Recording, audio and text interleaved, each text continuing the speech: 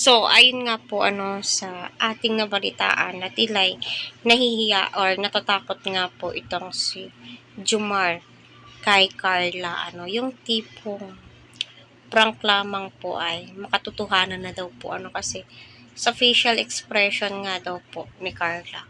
At lalong-lalo na nung rumesback nga daw po itong si Jomar is halatang halata na nga daw po sa mukha ni Carla na disappointed siya at saka naiiyak daw siya. Pero alam naman po daw nating lahat na natatawa si Carla that time. Pigil na pigil daw po siya. So, ano sa tingin po ninyo?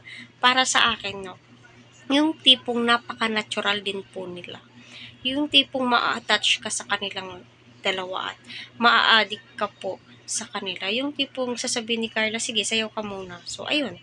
Gagawin naman po ni Papa Jom. So, pinaparamdam niya talaga kay Carla na seryoso siya. So, totoo naman po, halatang halata naman po sa mukha ni Jomar na seryoso siya at minsan, nasasaktan po siya, sa mga sinasabi ni Carla. Pero alam nyo, nakakabilib po ang ugaling meron ang pamilya ni Carla. Especially si Carla, napakabait po niya, napaka-humble po niya, hindi po nawawala sa kanya yung salitang po at opo, kain na po kayo. Yung tipong napakalambing ng kanyang boses, yung tipong hanap-hanapin mo at ulit-ulitin mo po talaga yung mga